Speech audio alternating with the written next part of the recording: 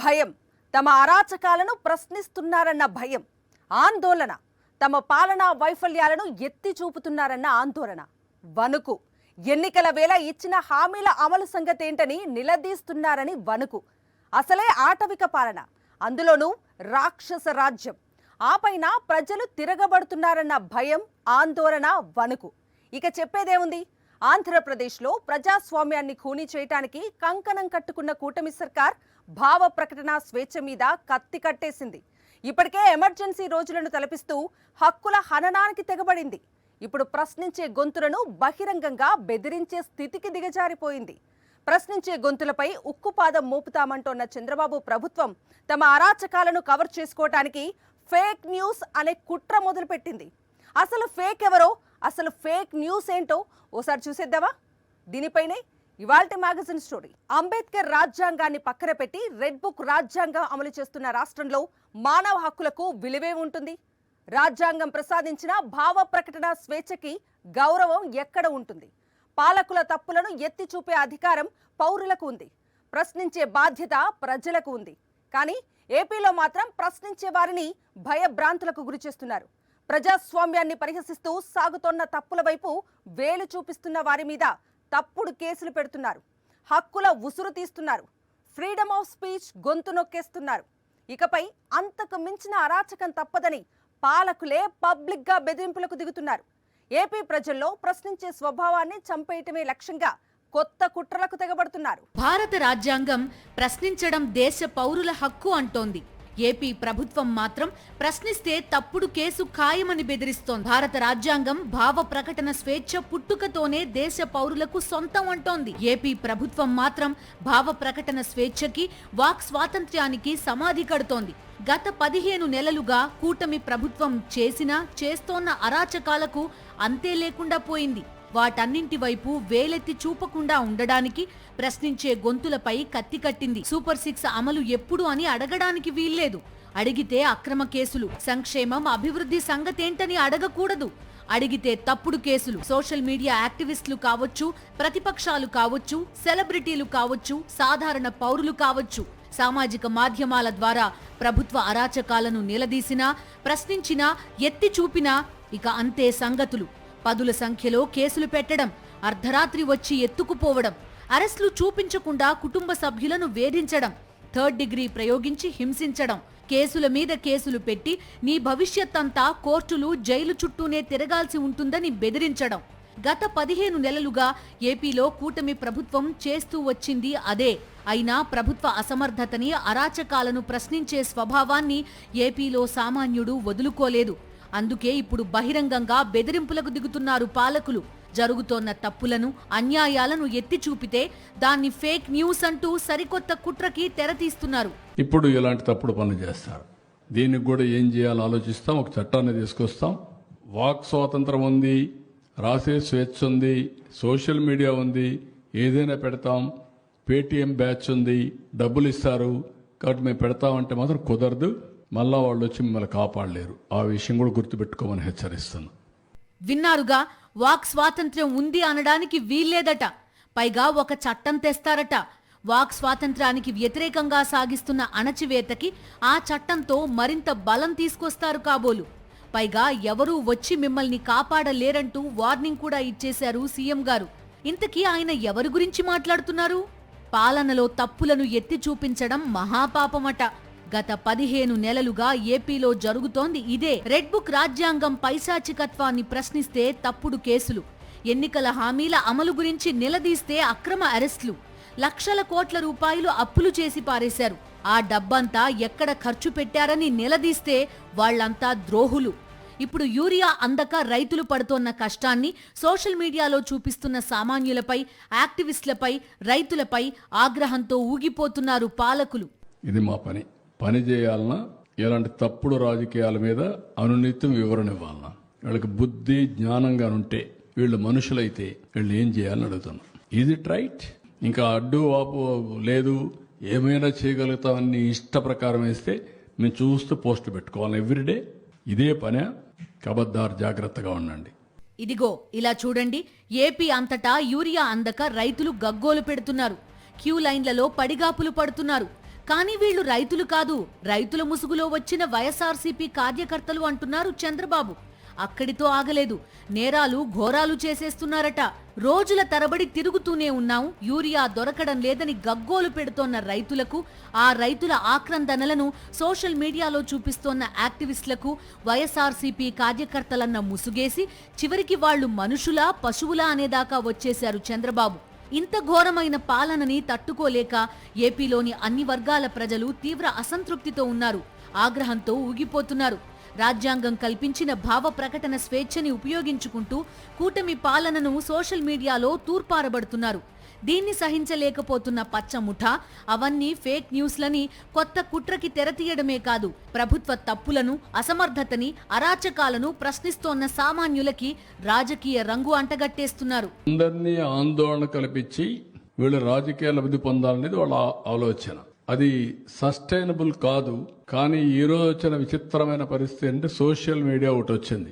Social మీడియాలో వీళ్ళు పెట్టేసి మొత్తం తిరుగుతా ఉంటే ఇష్టం ఉన్నా లేకపోయినా మనం కౌంటర్ చేయకపోతే అదే వాస్తవాన్ని నమ్మే పరిస్థితి వస్తూ ఉంది. అలాంటప్పుడు ఒకటే మార్గం, దీని మీద ఫర్మ్ కూడా యాక్షన్ తీసుకోవాలి. Will take action. అది విషయం. గతంలో ఎన్ని అరాచకాలు చేసినా అవన్నీ న్యాయమైన చర్యలే అంటూ ఎల్లో మీడియా బాకా కొట్టేది.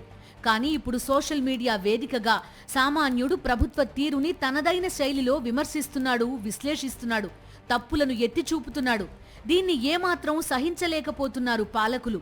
అందుకే యాక్షన్ తీసుకోవడం ఒక్కటే మార్గమంటూ బహిరంగంగా బెదిరింపులకు దిగేదాకా వచ్చారు. అక్కడితో ఆగలేదు. ఒకవైపు రైతులంతా మాకు యూరియా అందడం లేదని గగ్గోలు పెడుతున్నారు, మద్దతు ధర లభించడం లేదని ఉల్లి రైతు కంటతడి పెడుతున్నాడు. ఏటా పెట్టుబడి సాయం 20,000 ఇస్తానంటూ సూపర్ 6లో ఇచ్చిన హామీ ఏదని నిలదీస్తున్నారు.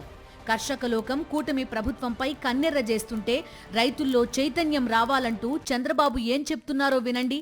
రైతుల్లో చైతన్యం ఉండాలి, చైతన్యం తీసుకొస్తాం. వాళ్ళు చైతన్యం రావడం కంటే వీళ్ళని కూడా హ్యాండిల్ చేయాలి. లేకపోతే ఇది వాస్తవాన్ని నమ్మి మోసపోయే పరిస్థితికి వస్తున్నారు. అది బాధ.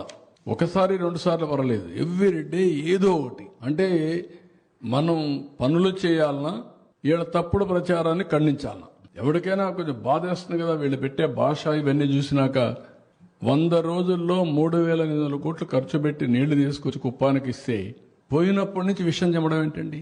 బుద్ధి జ్ఞానం అంతా మీరు మనుషులేనా? విన్నారుగా, మాకీ దుస్థితి ఏంటని రైతన్నలు ప్రభుత్వాన్ని నిలదీస్తుంటే రైతులు హాయిగా ఉన్నారు. రైతుల ముసుగులో వైఎస్ఆర్సీపీ కార్యకర్తలు ఇవన్నీ చేస్తున్నారంటూ పచ్చి అబద్ధాలు చెప్పడమే కాకుండా పుండు మీద కారం చల్లిన చందంగా యూరియా అందక, గిట్టుబాటు ధర లభించక అల్లాడుతోన్న రైతులను పట్టుకుని వారిలో చైతన్యం రావాలంటూ స్టేట్మెంట్స్. ఏపీలో పాలన సాగడం లేదు, అరాచకాలే సాగుతున్నాయి. అందుకే ప్రతిరోజు సోషల్ మీడియాలో ఇదేం పాలన అంటూ సామాన్యులు సైతం ఆగ్రహం వ్యక్తం చేస్తున్నారు. దాన్ని పట్టుకుని ప్రతిరోజు తమ ప్రభుత్వం మీద ఫేక్ న్యూస్తో దుష్ప్రచారం చేస్తున్నారంటూ మరో అబద్ధం ఆడేశారు చంద్రబాబు. పైగా ప్రభుత్వం మీద విషం చిమ్ముతున్నారని చంద్రబాబు తెగ బాధపడిపోతున్నారు. హంద్రీనివా ప్రాజెక్టు పనులు పూర్తి చేసి ఆ ప్రాజెక్ట్ని ప్రారంభించి కుప్పానికి నీళ్లు తీసుకొచ్చింది వైఎస్ జగన్మోహన్ రెడ్డి. ఆ ప్రాజెక్ట్ని మళ్లీ రెండోసారి ప్రారంభించి తన ఖాతాలో వేసేసుకున్నారు చంద్రబాబు. ఇదెక్కడి దారుణమని ప్రశ్నిస్తే విషం చిమ్ముతున్నారంటూ ఎదురుదాడి. అక్కడితో ఆగలేదు. జగన్ పూర్తి చేసిన హంద్రీనివా ప్రాజెక్టు క్రెడిట్ తన ఖాతాలో వేసుకునే ఆత్రంలో చంద్రబాబు ఏమన్నారో ఒకసారి వినండి. 100 రోజుల్లో 3,800 కోట్లు ఖర్చు పెట్టి నీళ్లు తీసుకొచ్చి కుప్పానికి ఇస్తే 100 రోజుల్లో 3,800 కోట్లు ఖర్చు పెట్టి నీళ్లు తీసుకొచ్చి కుప్పానికి ఇస్తే పోయినప్పటి నుంచి విషయం చెప్పడం ఏంటండి? అది విషయం. 100 రోజుల్లో 3,800 కోట్ల రూపాయలు ఖర్చు చేసి నీళ్లు తీసుకొచ్చారట చంద్రబాబు. 100 రోజుల్లో 3,800 కోట్ల రూపాయలు ఖర్చు చేశారట. దీనికి మించిన ఫేక్ న్యూస్ ఇంకొకటి ఉంటుందా చెప్పండి? 100 రోజుల్లో 3,800 కోట్లు ఖర్చు చేయడం అంటే ఇప్పుడు గత 15 నెలలుగా చేసిన 2 లక్షల కోట్ల రూపాయల అప్పులు ఏమయ్యాయి అన్న ప్రశ్నకి కూడా ఇలాంటి దిక్కుమాలిన సమాధానం ఏదో ఒకటి చెప్పేస్తారని ప్రజలు చర్చించుకుంటున్నారు. ప్రజాస్వామ్యాన్ని పరిరక్షించాల్సిన బాధ్యతలో ఉన్న వ్యక్తి, భావ ప్రకటన స్వేచ్ఛకి అండగా నిలవాల్సిన పదవిలో ఉన్న వ్యక్తే తమ తప్పులను ఎత్తి చూపితే అంతే సంగతులని బెదిరిస్తున్నారు.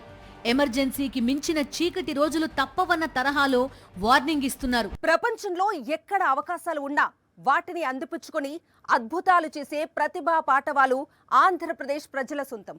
ప్రపంచవ్యాప్తంగా అనేక రంగాల్లో విజయకేతనం ఎగురవేసిన మేధావులకు అడ్డ ఆంధ్రప్రదేశ్. ఇంత చైతన్యవంతమైన సమాజంలో ప్రశ్నించే చైతన్యమే లేకుండా చేయాలన్న కుట్రలు పారుతాయా? ఇంత ఆలోచన శక్తి కలిగిన సమాజంలో భావ ప్రకటన స్వేచ్ఛనే మాయం చెయ్యాలన్న కుతంత్రాలు పారుతాయా? కష్టం కదా. పాలకుల తప్పులను ఎత్తి చూపించటం, అసమర్థతని నిలదీయటం, అరాచకాలను ప్రశ్నించటం ఫేక్ న్యూస్ ఎలా అవుతుంది? సోషల్ మీడియాని దుర్వినియోగం చేయటం ఎలా అవుతుంది? అలాంటి దారుణాలకు తెగబడటంలో పచ్చ సోషల్ మీడియా ఐటీడీపీకి అత్యంత హీనమైన చరిత్ర ఉంది. వర్తమానం మరింత ఘోరంగా ఉంది. ఎల్లో సైకోలు సోషల్ మీడియా వేదికగా ప్రదర్శిస్తున్న పైశాచికత్వం చూసి తెలుగు ప్రజలు చీకొడుతున్నారు. చంద్రబాబు ప్రభుత్వం చేస్తోన్న తప్పులను, పాలనలో కనిపిస్తోన్న అసమర్థత, నిర్లక్ష్యాన్ని ఎత్తి చూపిస్తున్న వారిపై కత్తి కట్టారు పాలకులు. సోషల్ మీడియా యాక్టివిస్టుల మీద తప్పుడు కేసులు పెట్టడం మాత్రమే కాదు, వాళ్లు సంఘ వ్యతిరేక శక్తులు అన్నట్టుగా అసత్య ప్రచారం చేస్తూ ఇప్పుడు ఏకంగా వాళ్లపై ఒక చీకటి చట్టాన్ని ప్రయోగించడానికి కూటమి ప్రభుత్వం సిద్ధమవుతోంది. ఇదే సమయంలో సోషల్ మీడియా కేంద్రంగా అరాచకాలు చేస్తోన్న తెలుగుదేశం పార్టీ సోషల్ మీడియా విభాగం వైపు వేలు చూపిస్తున్నారు తెలుగు ప్రజలు.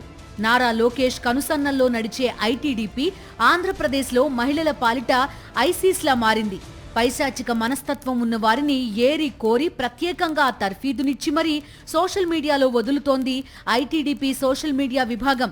ప్రత్యర్థులను ఎంత వికృతంగా, ఎంత ఘోరంగా, మరెంత నీచంగా, రాక్షసంగా మాటలతో, ట్రోలింగ్స్తో హింసించాలో నారా లోకేష్ స్వయంగా మార్గదర్శకత్వం వహిస్తున్నారన్న విమర్శలు ఉన్నాయి. చేబ్రోలు కిరణ్, సీమరాజులు వైఎస్ఆర్సీపీ మహిళా నేతలను లక్ష్యంగా చేసుకుని ఎంత దిగజారిపోయి పోస్టులు పెట్టారో తెలుగు ప్రజలు మర్చిపోలేదు. వికృతమైన భాష, దిగజారుడు వ్యాఖ్యలు, క్షమించరాని కామెంట్లు, అడ్డగోలు ఆరోపణలు, బరితెగించిన భావజాలం, సభ్య సమాజం సహించలేని భావ దారిద్ర్యం, వావి వరసలు లేకుండా ట్రోలింగ్లు, వీటన్నింటికీ కలిపి ఒక పేరు పెడితే దాని పేరే ఐటీడీపీ. ఇప్పుడే కాదు, గతంలోనూ ఐటీడీపీ పైశాచికత్వానికి ఎందరో బలైపోయారు. వైఎస్ జగన్మోహన్ రెడ్డి హయాంలో 32 లక్షల మంది మహిళలు సొంత ఇంటిదారులయ్యారు. వారిలో తెనాలికి చెందిన గీతాంజలి ఒకరు. గీతాంజలి నవ్వింది. ఊరికే నవ్వి ఊరుకోలేదు, గుండెల నిండా ఉన్న సంతోషాన్ని బాహాటంగా వ్యక్తం చేసింది. ఆ సంతోషంలో నాటి జగన్మోహన్ రెడ్డి ప్రభుత్వాన్ని పొగిడింది. నా పేరు మీద నాకు ఇల్లొచ్చింది, నా జీవితకాలపు కల నెరవేరింది అంటూ మురిసిపోయింది. అదే ఆమె పాలిట శాపమైంది. ఇల్లు వచ్చిన సంతోషాన్ని పంచుకున్న పాపానికే ఎల్లో సైకోలు ఆమె మీద పగబట్టారు. గీతాంజలిని సోషల్ మీడియాలో ఐటీడీపీ విపరీతంగా ట్రోల్ చేసింది. అసభ్యకరమైన కామెంట్స్ తో ఎల్లో సైకోలు విరుచుకుపడ్డారు. చాలా వెకిలిగా, మకిలిగా రోతరాతలు రాసుకుపోయారు. ఒకదాని తర్వాత ఒకటిగా ఈ పోస్ట్ల దాడి జరుగుతూనే ఉండడంతో గీతాంజలి తట్టుకోలేకపోయింది. ఆమె చిన్ని గుండె ఈ బాధను మొయ్యలేకపోయింది. ఆమె కళ్లలో ఉన్న కన్నీళ్లన్నీ ఆవిరైపోయాయి. బతుకు మీదే విరక్తి పుట్టేలా రాక్షస రాతలతో వెంటాడి, వేటాడి, వేధించడంతో చివరకు ఆత్మహత్యకు పాల్పడింది. ప్రభుత్వ బడిలో చదివే పిల్లలు అనర్గళంగా ఇంగ్లీష్లో మాట్లాడడం దేశంలో ఎక్కడైనా ఉందా? భారతదేశంలోని ప్రభుత్వ పాఠశాలల్లోని విద్యార్థులు అనర్గళంగా ఇంగ్లీష్ మాట్లాడడమా? ఇది అసాధ్యమని 2019కి ముందు ఎవరైనా గట్టిగా చెప్పేవాళ్లు. కానీ జగన్మోహన్ రెడ్డి ఏపీ విద్యారంగంలో తెచ్చిన సంస్కరణలు స్వతంత్ర భారతదేశంలో జరగని అద్భుతాన్ని ఆవిష్కరించాయి. Hi, this is Rishma from 10th class ZPHS Bandapudi. Today I want to tell the importance of LIP Language Improvement Program. Frankly speaking, the learning standards, reading and writing abilities of every student abnormally decreased during this pandemic. ప్రభుత్వ బడిలో చదివే ఓ బాలిక అనర్గళంగా ఇంగ్లీష్లో మాట్లాడడం దేశవ్యాప్తంగా social మీడియాలో viral అయింది. ఏపీలోని ప్రభుత్వ బడుల్లో సంస్కరణలను నాడు అందరూ మెచ్చుకుంటే టీడీపీ కుళ్లిపోయింది.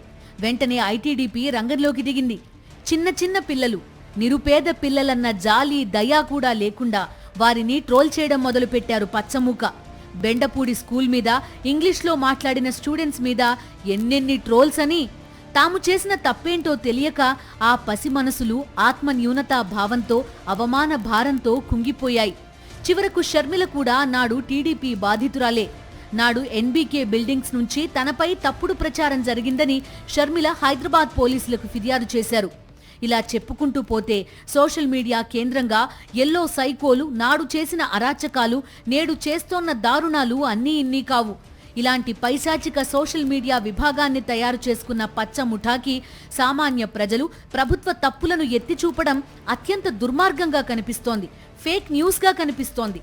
అందుకే భావ ప్రకటన స్వేచ్ఛ హక్కుని కాలరాస్తూ చీకటి చట్టాన్ని తేబోతున్నామని బహిరంగంగానే బెదిరిస్తున్నారు చంద్రబాబు. ప్రజాస్వామ్య స్ఫూర్తిని అపహాస్యం చేయడంలో తమకు మించిన పాలకులు గతంలో లేరు, ఇకపై రారని పదే పదే నిరూపించుకుంటూ సంబరపడుతున్నారు. ఫేక్ న్యూస్ చంద్రబాబు నోట కొత్త పాట. ప్రభుత్వ వైఫల్యాలను ఎత్తి చూపినా, అసమర్థతని ప్రశ్నించినా అది ఫేక్ న్యూస్ అట. అసలు ఫేక్ న్యూస్ అనగానే తెలుగు ప్రజలకు గుర్తొచ్చేది ఏంటి? Yellow media.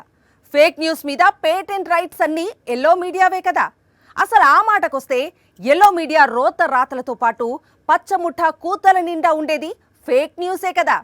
చంద్రబాబు గారు వైఎస్ఆర్సీపీ మీద విషం కక్కుతూ జరగని స్కామ్లు జరిగినట్లుగా చేస్తున్న ప్రచారం ఉంది చూశారు, దాన్ని ఫేక్ న్యూస్ అంటారు. నిన్నగాక మొన్న సూపర్ 6 హామీలన్నీ నెరవేర్చేశాం, ఇంకెవరైనా సూపర్ 6 అని అడిగితే వాళ్ళ నాలుక అంటూ మీరు మీ నాలుక మడత పెట్టారు చూడండి, దాన్ని ఫేక్ న్యూస్ అంటారు. అక్కడిదాకా ఎందుకండి, మీకు విజన్కి ఏమన్నా సంబంధం ఉందా? మిమ్మల్ని పట్టుకొని విజనరీ అంటూ దశాబ్దాలుగా తెలుగు ప్రజల చెవుల్లో ఊదరగొట్టిన వార్తలున్నాయి చూడండి, వాటన్నింటినీ ఫేక్ న్యూస్ అంటారు. ఆంధ్రప్రదేశ్ భవిష్యత్తును, ప్రజల ఆశలను, ఆకాంక్షలను వెక్కిరిస్తూ అరాచక పాలన సాగిస్తోంది కూటమి ప్రభుత్వం. ఇప్పుడు ఏపీ ప్రజలకు సమస్య ఇదొక్కటే కాదు, మరొకటి కూడా ఉంది. అదే ఎల్లో మీడియా. సోషల్ మీడియా యాక్టివిస్టులు తమ అరాచకాలను, అసమర్థతని అనేక రూపాల్లో బయటపెడుతూ ఉండడంతో తట్టుకోలేక అవన్నీ ఫేక్ న్యూస్ అంటూ తెగ ఎగిరిపడుతున్నారు చంద్రబాబు. నిజానికి అసలు ఫేక్ న్యూస్ అంటే ఏంటో ఏపీ ప్రజలకు ప్రత్యేకంగా చెప్పక్కర్లేదు.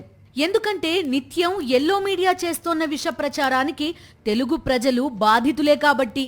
చంద్రబాబు అరాచకాలను ఆహా ఓహో అంటూ పొగిడేస్తూ జగన్మోహన్ రెడ్డి మీద విషం కక్కుతోన్న ఎల్లో మీడియాని మించిన ఫేక్ న్యూస్ ఫ్యాక్టరీ ఎక్కడైనా ఉంటుందా?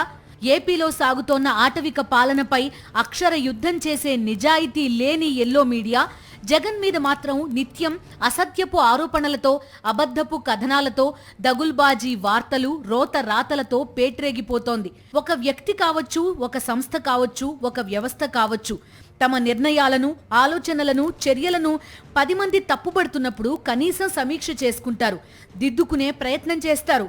కానీ 5.5 కోట్ల మంది ప్రజలు ఎల్లో మీడియా నీచపు రాతలను ఏవగించుకుంటున్నా, అసహ్యించుకుంటోన్నా, నిర్లజ్జగా, నిస్సిగ్గుగా జగన్ పాలన మీద ఇప్పటికీ విషం చిమ్ముతూనే ఉంది ఎల్లో మీడియా. ఆ ఎల్లో మీడియా నీడలో, విజనరీ ముసుగులో తెగ బిల్డప్లిస్తూ ఫేక్ న్యూస్ గురించి ఆందోళన చెందుతున్నట్టు చంద్రబాబు చేస్తోన్న డ్రామాలను చూసి తెలుగు ప్రజలు నవ్వుకుంటున్నారు. ఎల్లో మీడియా రాతలే కాదు, పచ్చముఠా కూతల నిండా కూడా వినిపించేది ఫేక్ న్యూసే. జగన్ పాలన మీద విషం కక్కుతూ జరగని స్కామ్లు జరిగినట్టుగా కుట్రకి తెరతీశారు ఎల్లో తాలిబన్లు. అందులో లిక్కర్ స్కామ్ ఒకటి. అసలు జరగని లిక్కర్ స్కామ్ జరిగినట్టుగా ఎన్ని అబద్ధాలు చెప్తూ వచ్చారో, కట్టుకథలు అల్లుతూ వచ్చారో ప్రపంచమంతా చూస్తూనే ఉంది. దీనికి మించిన ఫేక్ న్యూస్ ఇంకెక్కడ ఉంటుందన్న చర్చ తెలుగు ప్రజల్లో జోరుగా సాగుతోంది. చివరికి లిక్కర్ స్కామ్ ఛార్జ్ షీట్ విషయంలో న్యాయస్థానం కూడా సిట్కి మొట్టికాయలు వేసింది. ఎన్నికల వేళ చంద్రబాబు ఇచ్చే హామీలకు మించిన ఫేక్ న్యూస్ ఇంకెక్కడా ఉండదు. ఎందుకంటే అధికారంలోకి రాగానే వాటిని తుంగలో తొక్కి హామీలన్నీ అమలు చేసేశానంటూ పచ్చి అబద్ధాలు ఆడడం చంద్రబాబుకి తొలి నుంచి అలవాటు. 2014లో రైతుల రుణమాఫీ విషయంలోనూ గెలిచిన తర్వాత చంద్రబాబు చేసింది అదే. ఇప్పుడు కూడా మొత్తం సూపర్ 6 పథకాలు అమలు చేసేశానంటూ పచ్చి అబద్ధాలాడుతూ ఫేక్ న్యూస్ ని ప్రచారం చేయడంలో తమను మించిన వాళ్లు లేరని పదే పదే నిరూపిస్తున్నారు చంద్రబాబు. ఇలా తమ రాతల్లో, కూతల్లో ఫేక్ న్యూస్ నే నింపుకున్న పచ్చ ముఠా ప్రభుత్వ తప్పులను, అరాచకాలను ప్రశ్నిస్తున్న సామాన్య ప్రజల మీద ఫేక్ న్యూస్ నెపంతో చీకటి చట్టాన్ని ప్రయోగించడానికి రెడీ అవుతోంది. ప్రజాస్వామ్య స్ఫూర్తిని మరోసారి ఖూనీ చేయడానికి సిద్ధమవుతోంది. ఇది వాళ్ళ మ్యాగజైన్ స్టోరీ. మరో ఇంట్రెస్టింగ్ టాపిక్ తో మళ్ళీ కలుద్దాం. Until then stay tune to Sakshi.